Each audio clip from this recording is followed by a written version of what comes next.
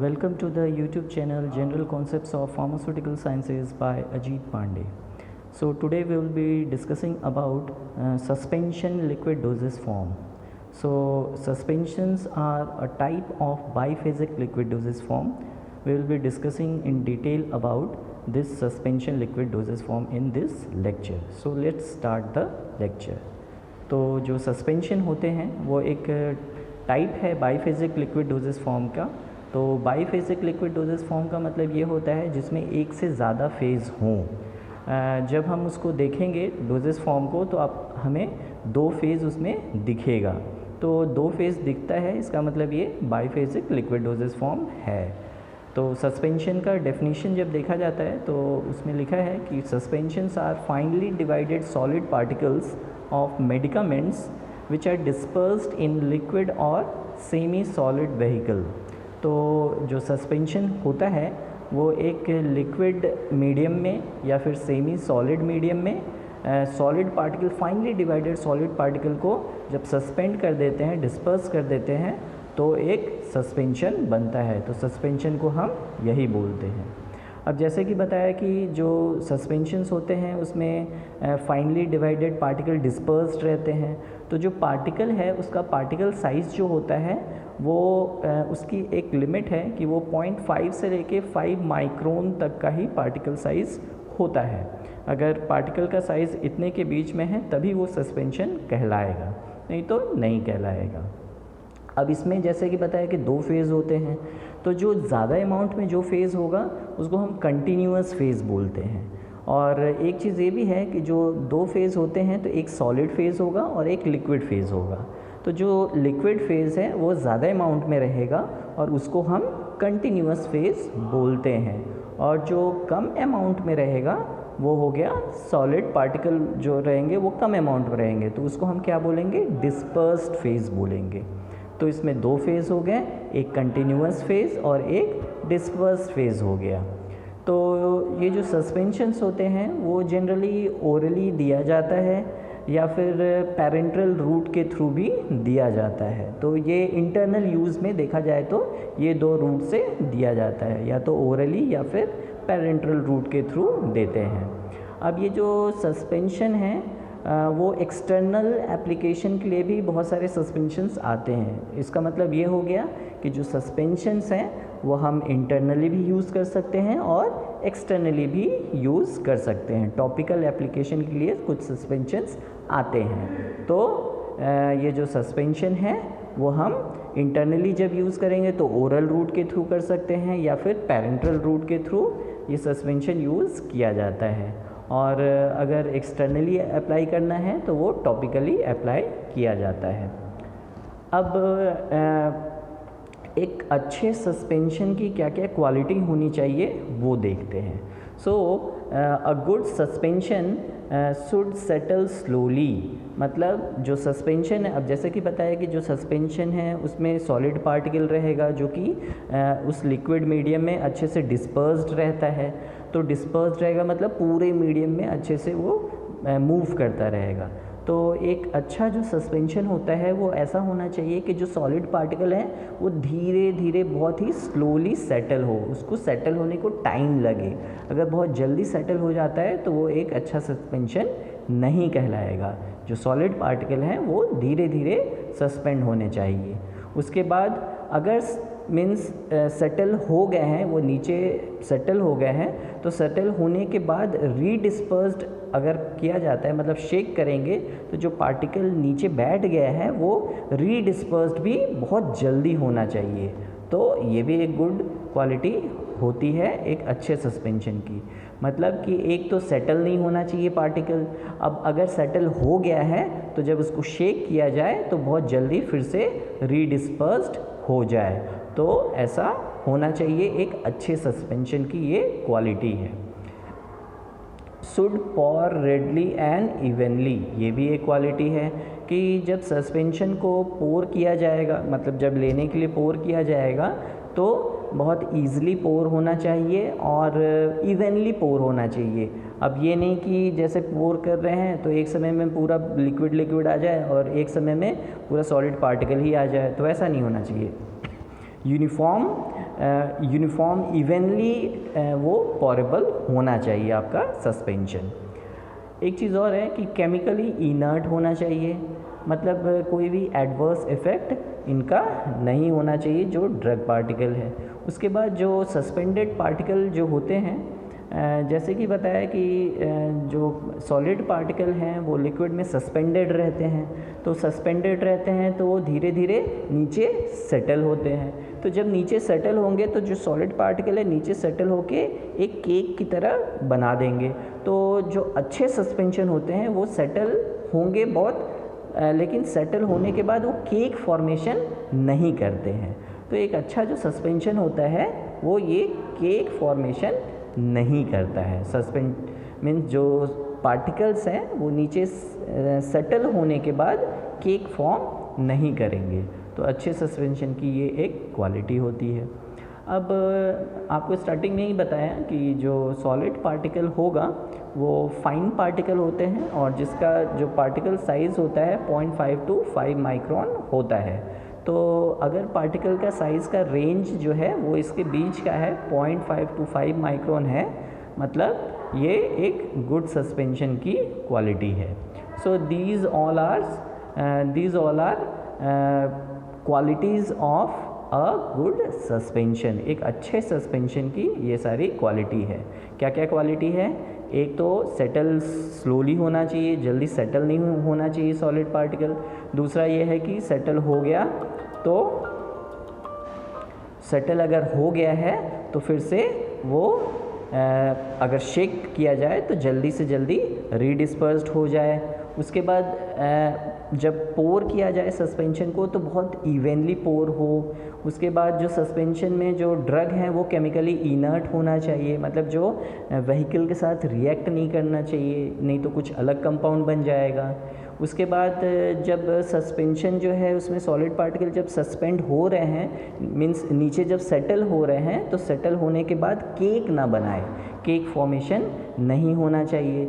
उसके बाद particle size जो है सॉलिड पार्टिकल का वो 0.5 से 5 माइक्रोन के बीच का होना चाहिए। तो ये सारे क्वालिटीज़ हैं एक अच्छे सस्पेंशन का। नेक्स्ट अब देखते हैं types of suspension. So there are different types of suspension. जैसे कि पहला हो गया ओरल सस्पेंशन। ओरल सस्पेंशन हो गया मतलब जो ओरल रूट के थ्रू लिया जाता है। दूसरा हो गया पेरेंट्रल सस्पेंशन। पेरेंट्रल सस्पेंशन का मतलब जो पेरेंट्रल रूट के थ्रू लिया जाता है। पेरेंट्रल रूट मतलब आईवी रूट हो गया, इंट्रामस्कुलर रूट हो गया। तो इंजेक्टेबल के थ्रू जो भी रूट में हम देते हैं उसको हम पेरेंट्रल रूट बोलते हैं। सो पेरेंट्रल रूट के थ्रू अगर सस्पेंशन को दिया जा रहा है तो वो पेरेंट्रल सस्पेंशन हो गया। ऑप्थेल्मिक सस्पेंशंस होते हैं, तो ऑप्थेल्मिक सस्पेंशन हो गया अगर हम कैविटी में डाल रहे हैं, जैसे आई हो गया, ईयर हो गया, तो ये ऑप्थेल्मिक सस्पेंशंस हो गए।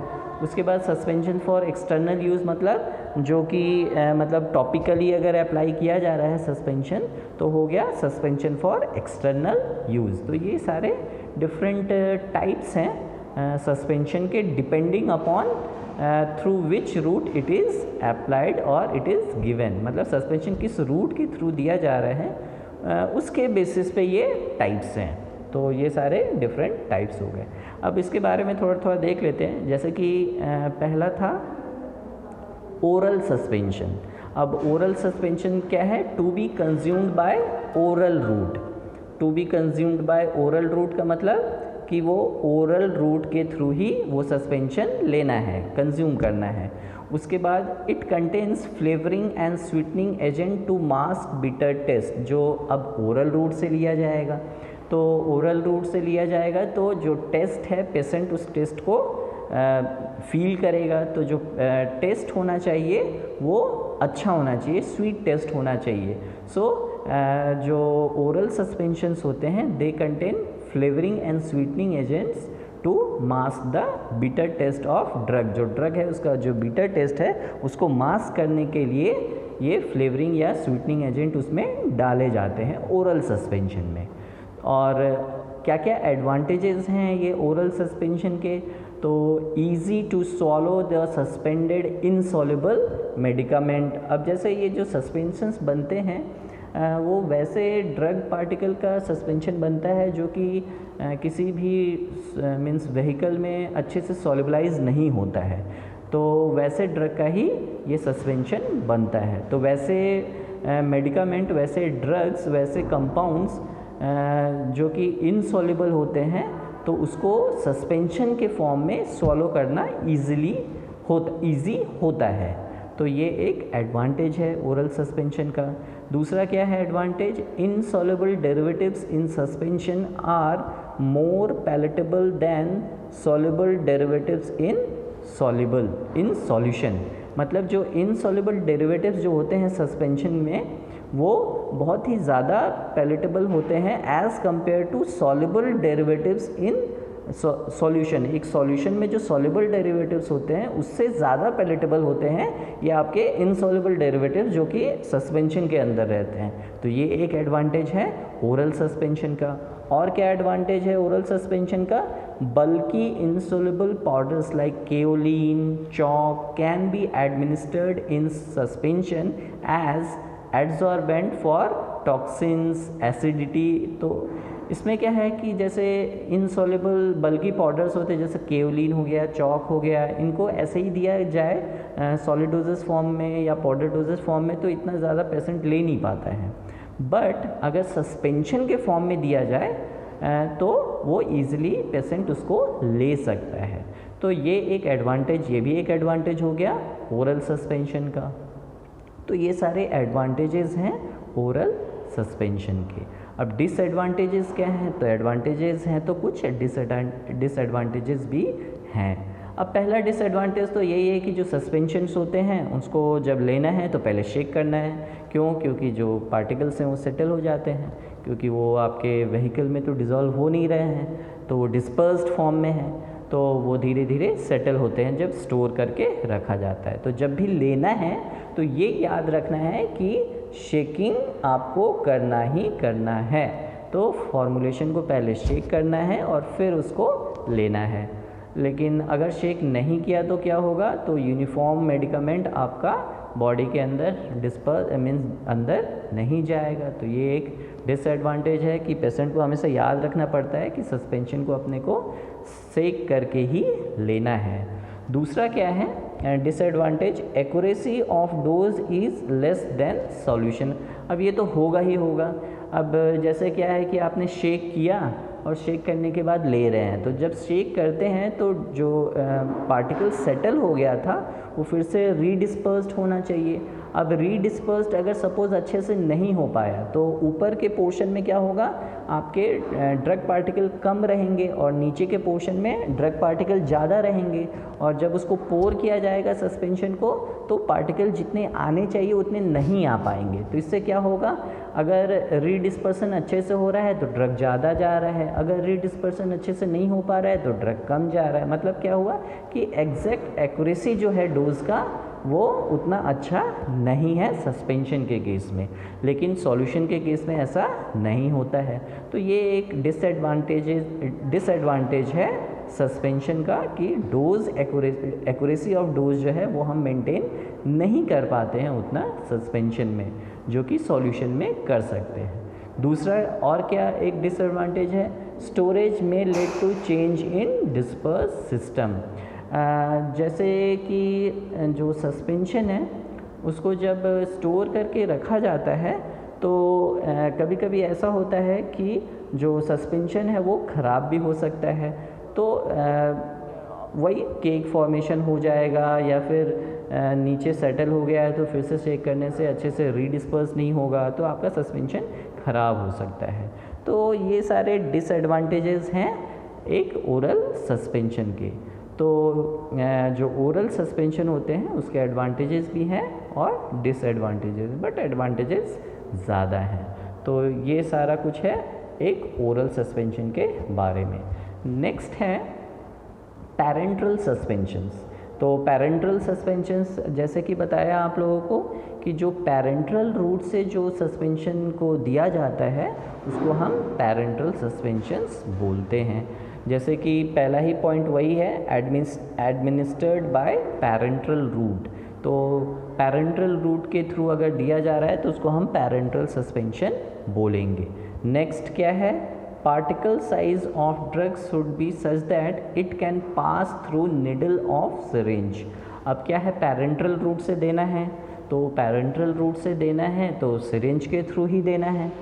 तो सिरिंज का जो निडल होता है वो तो बहुत ही पतला होता है, तो पार्टिकल साइज़ ऐसा होना चाहिए आपके सस्पेंशन का कि वो निडल के थ्रू बहुत ईजिली पास हो जाए, नहीं तो ब्लॉकेज हो जाएगा और जो आपका फॉर्मुलेशन है वो ईजिली अंदर एडमिनिस्टर पेशेंट में नहीं कर सकेंगे। तो इस एक चीज़ इसमें होना चाहिए कि जो पार्टिकल साइज़ है वो बहुत ही फाइन होना चाहिए और इतना फाइन होना चाहिए कि निडल के थ्रू ईजिली पास हो सके। उसके बाद नेक्स्ट है, no crystal growth should happen during storage. अब इसमें क्या है कि क्रिस्टल ग्रोथ नहीं होना चाहिए। तो अगर पार्टिकल नीचे सस्पेंड हो गया और सस्पेंड होने के बाद केक फॉर्मेशन कर दिया या फिर क्रिस्टल फॉर्मेशन कर दिया, तो उससे क्या होगा कि जब हम उसको दोबारा मीन्स जब देंगे तो पहले तो शेक कर दिया आपने, शेक करने के बाद दिया उसमें, तो उसमें क्या होगा कि जो क्रिस्टल्स हैं वो ब्लॉकेज कर सकता है सिरिंज को। तो इसकी वजह से जो पैरेंटल सस्पेंशन है उसको देना थोड़ा टफ जाता है। तो ऐसा होना चाहिए आपका पैरेंटल सस्पेंशन कि जिसमें कि क्रिस्टल ग्रोथ ना हो, ये प्रॉपर्टी होनी चाहिए पैरेंटल सस्पेंशन में। नेक्स्ट क्या है, concentration of solid particles should be between 0.5 to 30%। जो सॉलिड पार्टिकल है उसका कंसंट्रेशन होना चाहिए 0.5 से लेके 30% तक किसी भी एक पैरेंटल सस्पेंशन में, ना इससे 30% से एबव नहीं होना चाहिए, नहीं तो बहुत ही कंसंट्रेटेड हो जाएगा आपका सस्पेंशन और उसको फिर से सिरिंज के थ्रू पास करना टफ जाएगा और पेनफुल भी रहेगा पेशेंट के लिए, ये भी एक प्रॉब्लम आ जाएगा। नेक्स्ट है, viscosity of suspension should not interfere with flow through needle. मतलब जो सस्पेंशन है उसकी विस्कोसिटी ऐसी होनी चाहिए कि निडल के थ्रू वो ईजिली पास हो। ऐसा नहीं कि विस्कोसिटी बहुत ज़्यादा हो जाए और वो निडल के थ्रू पास ही ना हो पाए, तो निडल से अगर वो पास नहीं होगा तो फिर प्रॉब्लम है। इसलिए पैरेंटल सस्पेंशन जो है उसकी मीन्स विस्कोसिटी इंटरमीडिएट होनी चाहिए, ऐसी होनी चाहिए कि वो ईजिली निडल से पास हो जाए और इतना कम भी नहीं होना चाहिए कि निडल को जब प्रेस किया जाए तो कंट्रोल करना, फ्लो को कंट्रोल करना टफ जाए, इसलिए इन बिटवीन होना चाहिए। तो ऐसा कुछ पैरेंटल सस्पेंशन की विस्कोसिटी होनी चाहिए। उसके बाद नेक्स्ट है, सस्पेंशन शुड बी स्टेरिलाइज्ड। ये बहुत इम्पॉर्टेंट पॉइंट है कि जो पैरेंटल सस्पेंशन है, अब देखिए वो पैरेंटल रूट से दिया जा रहा है, डायरेक्टली आपके ब्लड सर्कुलेशन में जाएगा वो, तो जो सस्पेंशन है वो स्टेरिलाइज्ड होना बहुत ही ज़रूरी है, नहीं तो माइक्रोबियल कॉन्टामिनेशन हो सकता है और वो आपके बॉडी को भी, पेशेंट के बॉडी को भी इफ़ेक्ट कर सकता है। तो ये सारे पॉइंट्स हैं जो कि पैरेंटल सस्पेंशन के में ये सारे पॉइंट्स एप्लीकेबल होते हैं, ये सारे पॉइंट्स होने चाहिए, ये सारे प्रॉपर्टी होना चाहिए किसी भी पैरेंटल सस्पेंशन में। नेक्स्ट देखते हैं ऑप्थेल्मिक सस्पेंशंस। तो ऑप्थेल्मिक सस्पेंशन जैसा कि बताया आपको कि अगर आई में, ईयर में सस्पेंशन को दिया जा रहा है तो वो ऑप्थेल्मिक सस्पेंशंस होते हैं, कैविटी में देना है, बॉडी कैविटी में, तो वो ऑप्थेल्मिक सस्पेंशंस कहलाते हैं। अब इसके बारे में कुछ पॉइंट्स हैं, जैसे कि टू बी एडमिनिस्टर्ड इन आई में दिया जाता है और वेरी रेयरली यूज्ड, मतलब ये है कि जैसे आई ड्रॉप्स जो आते हैं वो ज़्यादातर सॉल्यूशन फॉर्म में ही आते हैं, सस्पेंशन फॉर्म में बहुत कम आते हैं। तो वैसे ड्रग जिसका सॉल्यूशन फॉर्म नहीं बन सकता उसी का ये ऑप्थेल्मिक सस्पेंशन बनाया जाता है, तो बहुत कम यूज़ होता है, बट होता है। कुछ एक ड्रग्स हैं वैसे जिसका ऑप्थेल्मिक सस्पेंशन बनता है, तो आई में दिया जाता है as a drop, as a eye drop ये आता है, बहुत ही कम यूज़ होता है, रेयरली यूज्ड। उसके बाद particle size should be fine enough so that no irritation is observed in eye. ये बहुत इंपॉर्टेंट पॉइंट है कि जो ऑप्थेल्मिक सस्पेंशंस होते हैं अब वो तो आई में देना है, अगर आई में देना है उसको, और आई में अगर ड्रॉप बाय ड्रॉप देंगे तो मीन्स पार्टिकल साइज़ है वो इतना छोटा होना चाहिए कि आँखों में इरिटेशन ना हो। अगर पार्टिकल साइज़ थोड़ा बड़ा होगा तो आँखों में इरिटेशन होगा, आँखों को जब ब्लिंक करेंगे तो इरिटेशन फील होता है। तो पार्टिकल साइज़ बहुत ही छोटा होना चाहिए ताकि आँखों में इरिटेशन ना हो ऑप्थेल्मिक सस्पेंशन को यूज़ करने के बाद। अब ये भी बॉडी कैविटी में दिया जा रहा है, तो जो सस्पेंशन है वो भी स्टेरिलाइज्ड होना चाहिए। बहुत ही इम्पॉर्टेंट पॉइंट है, नहीं तो माइक्रोबियल इन्फेक्शन हो सकता है। दूसरा है कि सस्पेंशन शुड बी आइसोटोनिक। मतलब आइसोटोनिक का मतलब ये हो गया कि उसकी जो टोनिसिटी है वो सेम होनी चाहिए, सस्पेंशन की जो टोनिसिटी है वो सेम होनी चाहिए as that of eye secretion. जो आई का सेक्रेशन होता है उससे मैच होना चाहिए, नहीं तो होगा क्या कि अगर सोच लो हाइपरटोनिक है आपका जो ऑप्थेल्मिक सस्पेंशन है, वो अगर हाइपरटोनिक है तो ड्राइनेस ऑफ आई हो सकता है, क्योंकि अंदर से जो भी लिक्विड है वो सस्पेंशन उसको एब्जॉर्व कर लेगा, क्योंकि हाइपरटोनिक है ये। अगर हाइपोटोनिक है तो क्या होगा, जो लिक्विड है सस्पेंशन से वो आपके आई के सेक्रेशन में जाएगा, तो आई बल्जिंग हो सकता है। तो ये प्रॉब्लम आ सकता है अगर टोनिसिटी में डिफरेंस होगा, अगर आई सेक्रेशन और ऑप्थेल्मिक सस्पेंशन इन दोनों के टोनिसिटी में डिफरेंस होगा। तो टोनिसिटी सेम होना चाहिए, आइसोटोनिक होना चाहिए आपका ऑप्थेल्मिक सस्पेंशन। नेक्स्ट क्या है कि शुड हैव डिज़ायर्ड विस्कोसिटी। मतलब कि जो ऑप्थेल्मिक सस्पेंशन है उसकी विस्कोसिटी ऐसी होनी चाहिए कि वो मीन्स आई में जैसे ही आप उसको एडमिनिस्टर कर रहे हो तो बहुत आराम से वो मीन्स स्प्रेड हो जाए पूरे आई में, तो ऐसा उसका विस्कोसिटी होना चाहिए। विस्कोसिटी अगर ज़्यादा होगा तो स्प्रेड नहीं होगा और इरिटेशन भी होगा, और विस्कोसिटी बहुत कम होगी तो जैसे ही आप आंखों में डालोगे बाहर आ जाएगा, फ्लो बाहर की तरफ आ जाएगा, तो वो आंखों में जाएगा भी नहीं। तो विस्कोसिटी ऐसी होनी चाहिए कि वो आंखों में ईजिली जाए भी और स्प्रेड भी ईजिली हो और इरिटेशन भी ना करे, ऐसा होना चाहिए। नेक्स्ट क्या है, should be packed in suitable container so that can be easily instilled in eye. अब जैसे आँखों में डालना है ऑप्थेल्मिक सस्पेंशन को, तो आँखों में डालना है तो ड्रॉपर के थ्रू डलेगा, तो वॉयल्स वाले बॉटल्स में आते हैं, ऊपर से एक कैप दिया रहता है जो कि कैप में एक ओपनिंग रहती है और उसको प्रेस भी करने का ऑप्शन रहता है। तो जैसे ही प्रेस किया, आप उल्टा ऐसे करके प्रेस करोगे आँखों में, तो ड्रॉप बाय ड्रॉप आपका ऑप्थेल्मिक सस्पेंशन जो है वो आई में जाएगा। तो इस तरीके का सिस्टम होना चाहिए, एक सूटेबल कंटेनर में दे देना है। ऐसा नहीं कि आप एक किसी भी सिंपल वॉयल में दे दिए या फिर किसी बॉटल में दे दिए और उसको आँखों में डाल, तो कैसे डालेंगे। तो ऐसा एक सूटेबल कंटेनर में ही ये ऑप्थेल्मिक सस्पेंशंस को सप्लाई किया जाता है, पैक करना है। तो ये सारे पॉइंट्स हैं जो कि ऑप्थेल्मिक सस्पेंशन से रिलेटेड हैं।